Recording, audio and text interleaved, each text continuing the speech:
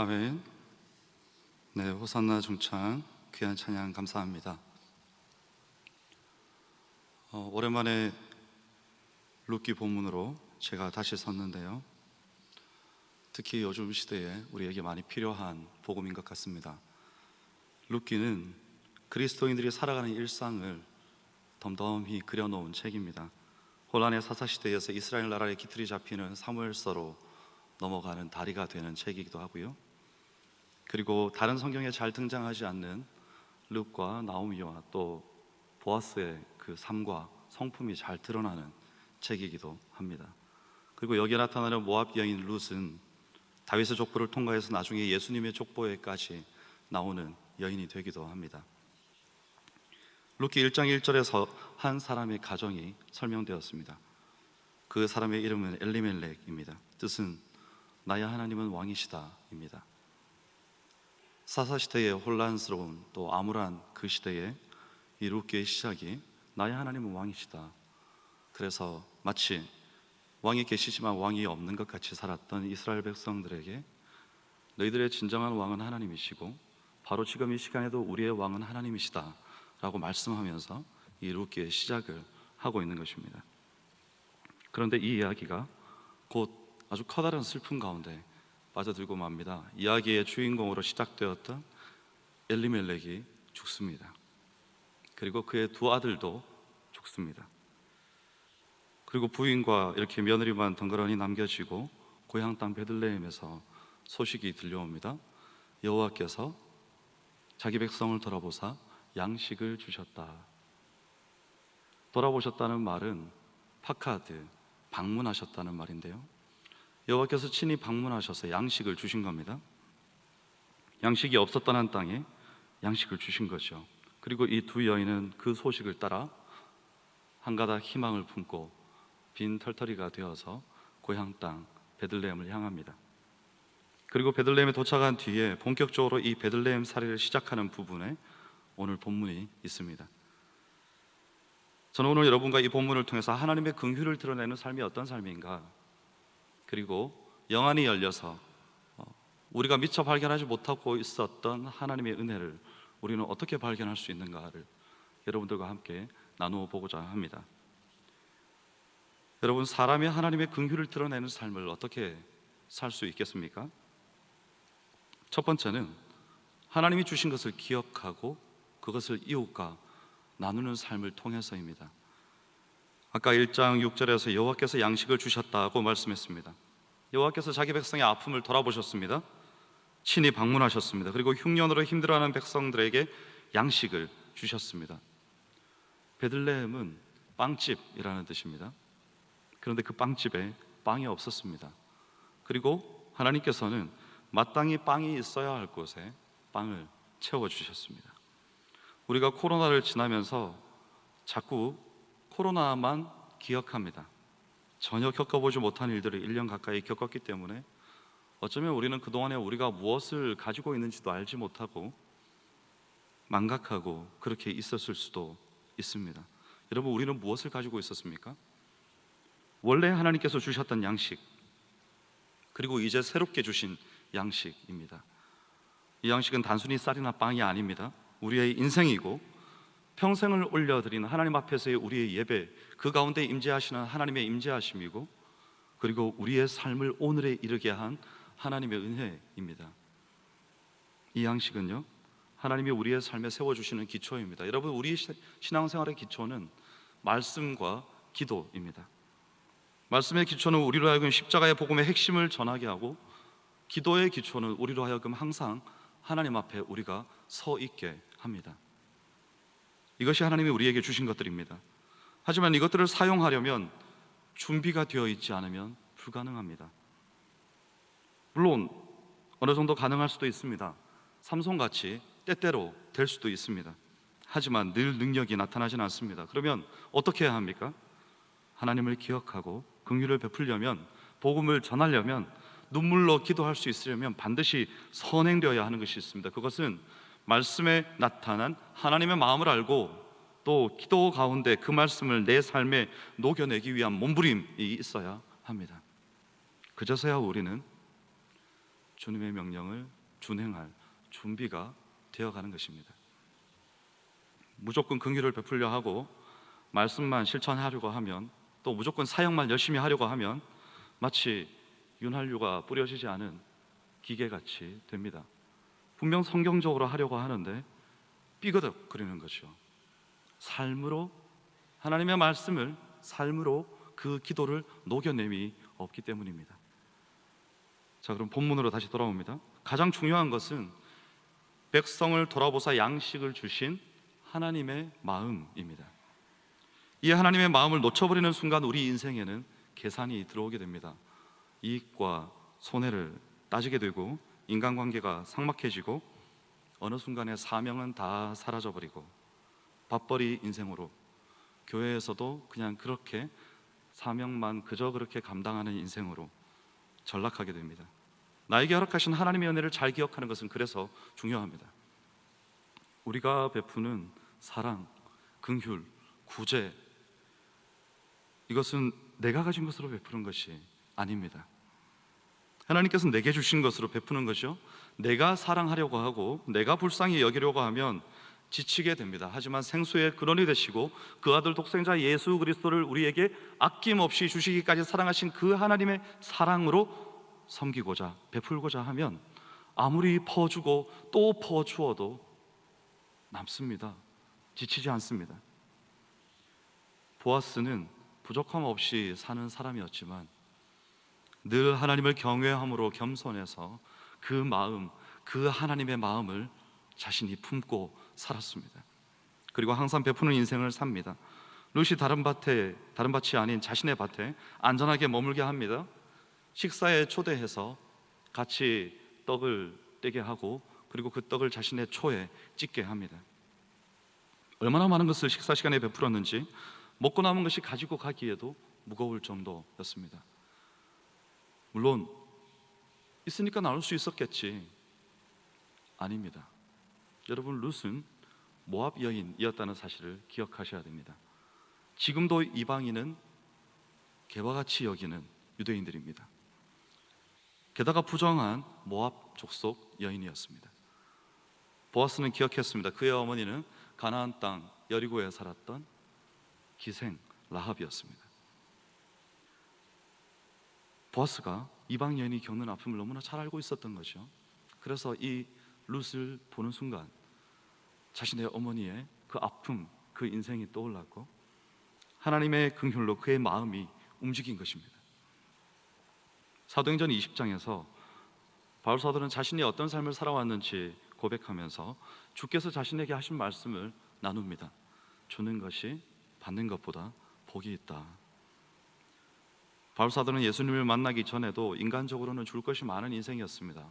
그런데 주기는커녕 오히려 빼앗고 핍박했습니다. 하지만 다메섹 도상에서 예수 그리스도를 만난 이후에 자신이 예수님으로부터 얼마나 큰 은혜를 받았는지 알게 되었습니다. 그리고 자기 자신이 무슨 짓을 하고 있었는지도 또한 깨닫게 되었습니다. 그래서 그때부터 자신이 만난 그리스도를 전하기 시작합니다. 전하면 전할수록 자신이 얼마나 큰 은혜를 받았는지 더 깊이 깨닫게 되었습니다. 그래서 그 사랑과 긍휼이 너무나 강력하게 자신을 강권하였기 때문에 착고에 채이고 매질을 당하고 배가 파선하고 나중에 자신의 죽음까지도 예견되었지만 그 걸음을 멈출 수는 없었습니다. 사랑하는 여러분, 우리는 무엇을 가지고 있습니까? 우리는 자꾸 코로나의 불편함, 또 어려움, 이런 것들만 기억하고 말하려고 합니다. 우리에게는 처음부터 지금까지 변하지 않는 것이 있습니다. 그것은 나는 여전히 하나님의 은혜 가운데 있다는 것입니다. 예수 그리스도의 우리를 향한 사랑과 은혜는 여전히 취소되지 않았다는 것입니다. 하나님은 우리를 두고 아무 데도 가시지 않았습니다. 그러니까 우리는 자꾸 하나님 어디 가셨습니까? 라고 찾지 않아도 됩니다. 우리는 여전히 하나님의 우리에게 주신 놀라운 은혜를 기억하고 있습니다. 그 사랑 안에 거하고 있고요. 하지만 그것을 보아스처럼 나누지는 못하고 있는 것 같습니다. 내가 힘들수록 나처럼 힘든 이웃이 있다는 것을 기억해야 합니다. 내가 상처를 받을수록 나처럼 상처받는, 아니 어쩌면 나 때문에 상처받는 사람이 있을 수 있다는 사실을 또한 기억해야 합니다. 내가 하나님의 은혜가 가물가물하고 은혜가 너무나 간절히 필요하면 다른 사람도 하나님의 은혜를 간절히 갈망하고 있다는 사실을 기억해야 합니다. 기억하면 돌이킬 수 있습니다. 베풀 수 있습니다. 17절에 보면 룻이 밭에서 저녁까지 주었습니다.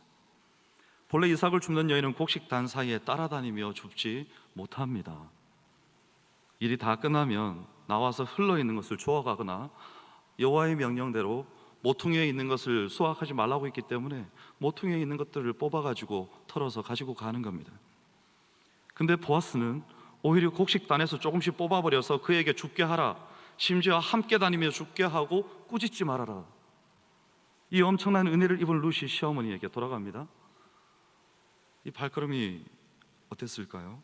여러분, 지금 이 시간이 오기 전까지 나오미와 룻의 삶은 빈털터리였습니다. 텅 빈 인생이었습니다. 본래 정상적인 삶은 자신이 일한 것의 대가를 가지고 돌아가는 것입니다. 하지만 룻은 남이 버려놓은 것을 주워가야 하는 인생이었습니다.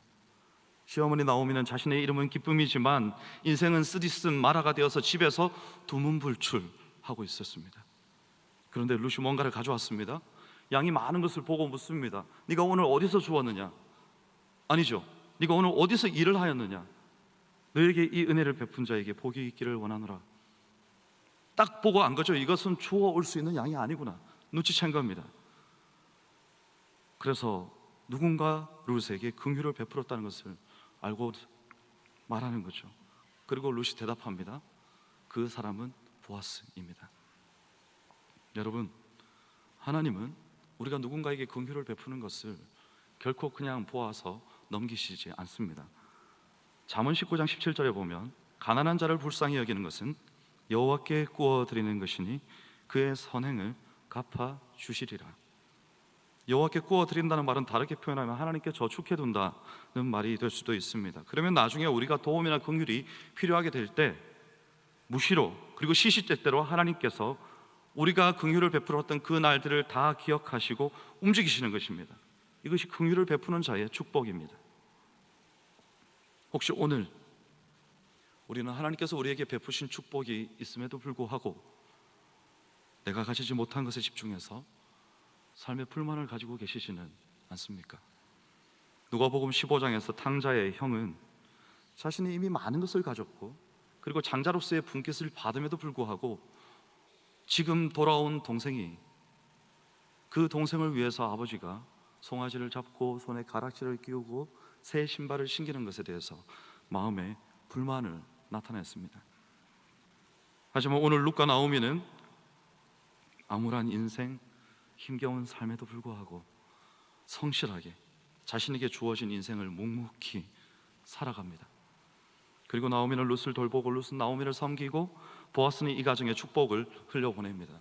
여러분의 삶도 룻과 나오미처럼 그리고 오늘 본문의 보아스처럼 하나님이 내게 주신 것으로 더 많은 이웃을 하나님의 마음으로 돌아보는 삶이 되시기를 축복합니다. 우리가 오늘 살펴볼 두 번째는 하나님은 우리의 눈을 밝히셔서 다시 하나님의 역사를 보게 하신다는 것입니다. 20절에 나타납니다.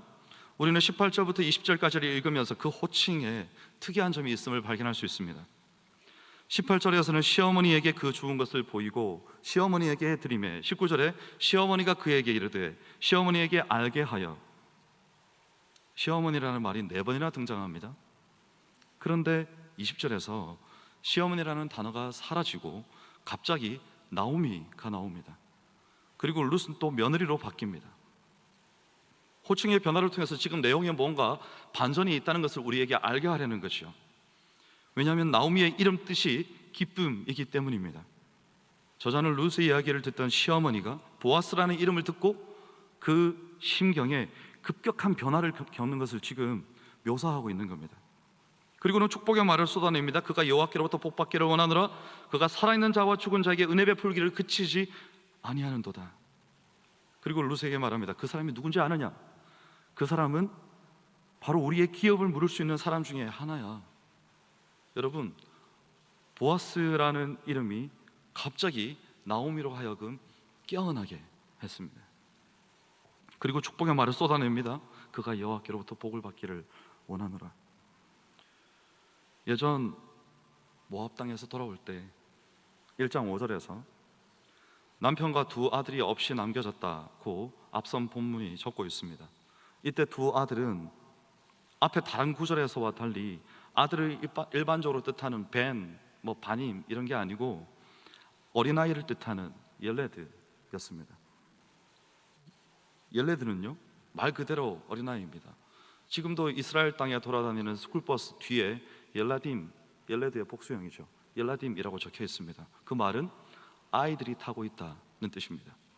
그러니까 먼저 간 아들들이 그냥 아들들이 아니라 아이들이었다는 겁니다.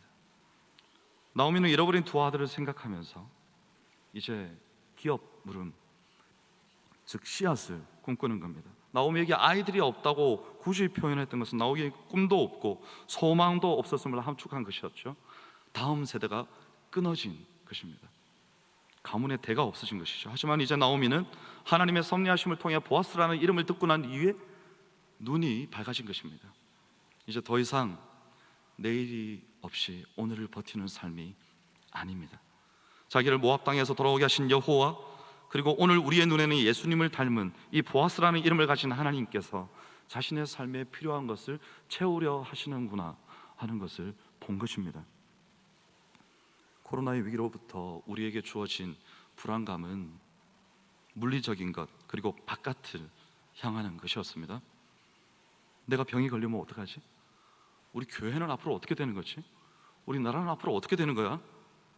하지만 사실 가장 큰 문제는 더 구체적으로 말하면 우리의 마음입니다. 내 눈이 염려와 근심에 가려워져서 하나님을 보지 못한 겁니다. 기사에 우리의 눈이 가려워졌습니다. 소문에 우리의 눈이 가려워졌습니다. 그런데 이제 하나님께서 내 눈을 열어주십니다. 그리고 우리가 미처 발견하지 못했던 하나님의 은혜를 깨닫게 하시는 겁니다. 하나님께서 이 자리를, 코로나의 시대에 여러분의 삶의 자리에서 각 가정에서 올려드렸던 예배의 자리를 한 번이라도 떠난 적이 있으셨습니까? 없습니다. 다만 내가 좀 힘들 때마다 그 태산 같은 세상살이의 무게에 눌려서 눈이 가려져서 내가 하나님을 보지 못했을 뿐입니다. 오늘도 하나님께서 이 자리에 함께 하심을 여러분 믿으십니까?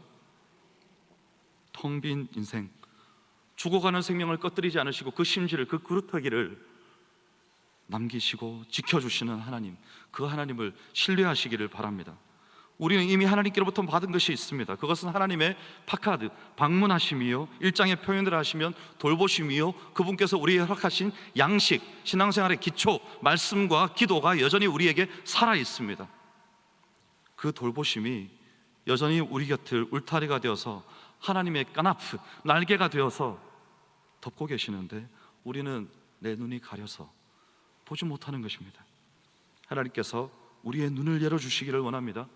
사마리아 성에서 사환의 눈을 열어서 성을 둘러싼 불말과 불병거를 보게 하신 그 하나님께서 오늘 이 시대에 우리의 영안을 열어주시는 놀라운 역사가 있기를, 그 시간이 바로 지금 이 시간이 되기를 축복합니다. 두 모녀의 삶처럼 어쩌면 오늘 우리조차도 비껴갈 수 없었던 지난 몇 개월의 아픔이 있습니다. 고통과 고독과 슬픔이 있습니다. 온 나라가 코로나의 광풍에 허덕이고 있을 때, 그래서 모두의 눈에 헤쳐나가야 할 그 태풍, 그것만이 삶에 가득할 때 우리가 보아야 하는 것이 있습니다. 이사야 8장 말씀입니다. 이사야 7장 14절은 우리에게 보라 처녀가 잉태하여 아들을 낳을 것이요 그 이름을 임마누엘이라 하리라고 말씀하는 너무나 유명한 말씀입니다. 그리고 8장에 아수르 왕의 침략이 예언됩니다. 그 위력이 얼마나 대단할 것인지 8장 7절 말씀은 그 위력이 모든 사람과 언덕과 골짜기에 넘칠 것이다. 땅을 휩쓸어가는 아수르의 흉용한 물, 하수를 설명합니다. 하지만 선지자의 눈에 보이는 것이 있었습니다. 8장 8절 하반절에 임마누엘이여 그가 펴는 날개가 내 온 땅에 가득하리라 하셨느니라. 임마누엘의 날개가 선지자의 눈에 보였습니다. 아수르의 고통과 신음이 가득한 땅 가운데 여전히 자기 백성을 가득히 덮고 있는, 온 땅을 뒤덮고 감싸 안은 그 임마누엘의 날개가 보인 것입니다. 선지자의 눈에. 여러분, 아수르의 공포가 이스라엘 백성의 마음까지 공포와 불안으로 다 삼켜버렸을 때 임마누엘의 날개가요, 마치 재앙이 내린 것 같은, 마치 하나님이 계시지 않는 땅인 것 같은 온 유다 땅을 하늘로부터 오히려 가득히 뒤덮고, 내 사랑하는 백성을 내가 버리지 않았음을, 내 사랑하는 백성을 여전히 내가 감싸 안아 내 날개로 덮어 보호하고 있음을 우리 하나님께서는 이 선지자의 눈에 보여주신 거죠. 이것을 하나님께서 이사야에게 깨우쳐 주신 것입니다. 8장 12절에서부터 선포됩니다. 너희는 두려워하지 말며 놀라지 말고 오직 만군의 여호와를 두려워하라. 그가 너희에게 성소가 되어 주시리라. 여러분, 성소 없는 이스라엘은 없습니다. 왜냐하면 성소는 곧 하나님이시고 하나님의 임재의 상징이기 때문입니다. 그래서 지금도 이스라엘은 전쟁까지도 불사하면서 저렇게 성소를 세우려고 헛된 노력을 하고 있습니다. 하지만 임마누엘의 하나님은 성소가 없을 때에도, 전쟁통에도, 식민지 시절에도, 가난과 압제가 우리의 삶이 되어버렸던 그 시절에도 여전히 우리와 함께 계속 계셨습니다. 우리가 인생의 위기 가운데, 온 민족적인 아픔 가운데 불안에 휩싸여 있을 때에도 이 잠시 지나가는 재난을 두려워하지 말 것은 오늘도 임마누엘의 날개가 이 온 땅을 가득 덮고 계시기 때문입니다. 하나님이 덮고 계신 온 땅이 다 성소입니다. 이것이 우리가 미처 발견하지 못했던 은혜입니다. 나오미도 힘든 인생살이에 지쳐서 이 은혜를 잊고 있었습니다. 오늘 우리도 코로나 때문에 많이 힘들었습니다. 예배를 드리지 못하면서 오는 영적인 메마름, 얼굴을 대면하지 못하고 손모임을 하지 못하고 따뜻하게 붙잡아주는 손도 잡을 수 없었을 때 우리는 우리의 신앙생활이 마치 어떤 문제가 생길 것 같았습니다. 너무 지치고 힘들었습니다. 하지만 하나님께서는 우리가 미처 발견하지 못했던 것을 깨닫게 하셨습니다. 우리에게 여전히 예배를 사모하는 마음이 오히려 더욱 강력하게 있다는 것을 알게 하신 것입니다. 그때가 어땠었는지 기억하는 그런 것이 아닙니다. 지난날의 영광이 아닙니다. 바로 오늘 이 시간 우리에게 허락하시는 하나님의 새로운 양식, 새로운 영광, 새로운 임재하심입니다. 은혜를 갈망하는 열심을 우리에게 다시 한번 더 풍성하게 허락해 주신 거죠. 늘 함께 있었던 공동체의 소중함을 깨닫게 하신 거죠. 이것이 하나님께서 영안을 열어주신 나오미의 발견이었습니다. 그에게 하나님께서 허락하신 은혜는 베들레헴 공동체였습니다. 그리고 무엇보다 가장 소중한 발견은 우리의 삶의 중심에서 잠시 밀려나 계셨던 하나님을 다시 회복한 것입니다. 그 놀라운 섭리와 인도하심을 보아스라는 말을 딱 듣는 순간에 깨닫게 된 것입니다. 오늘 우리는 본문을 두 가지로 정리했습니다. 첫째는 하나님이 주신 것을 기억하고 이웃과 나누는 삶을 살라는 것입니다. 정말 명심하셨으면 좋겠습니다. 둘째는 하나님께서 우리의 눈을 밝히셔서 다시 하나님의 역사를 보게 하신다는 것입니다. 여러분, 이 내용을 우리 개인과 교회에 한번 적용해 봅니다. 두 가지 정리의 공통점은 우리가 어느 자리에 서 있어야 하는가입니다. 하나님 닮은 자리에 하나님 닮은 모습으로 서 있어야 합니다.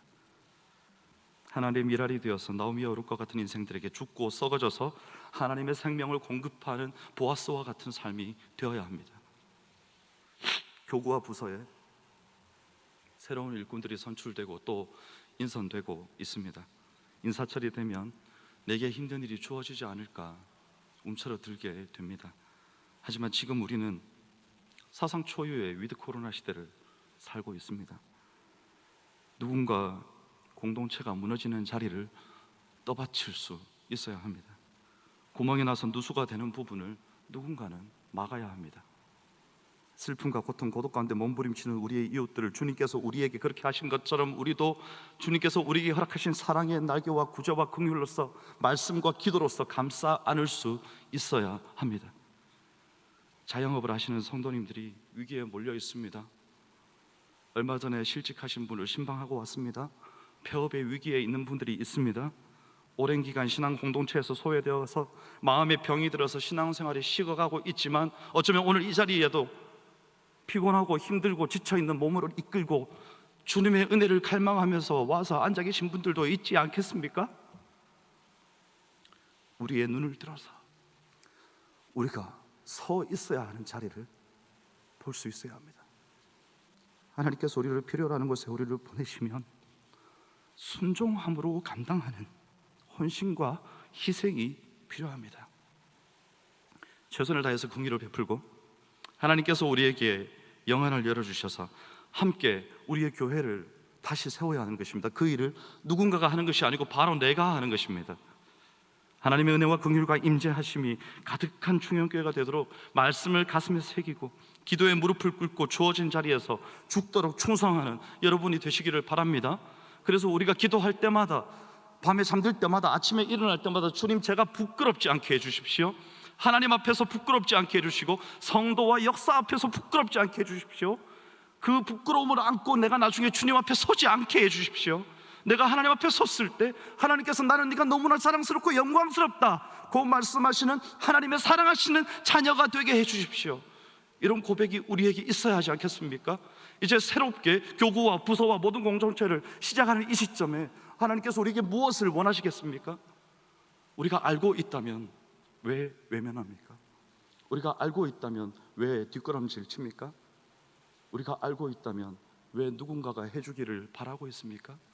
하나님께서는 나를 보고 계시는데, 하나님께서는 내가 너에게 허락한 은혜를 기억하고 계시는데, 이제 우리가 하나님 닮은 자로, 하나님의 은혜를 입은 자로, 하나님의 그 돌보심, 하나님의 그 새로운 양식을 받은 자로 하나님 앞에 새롭게 서는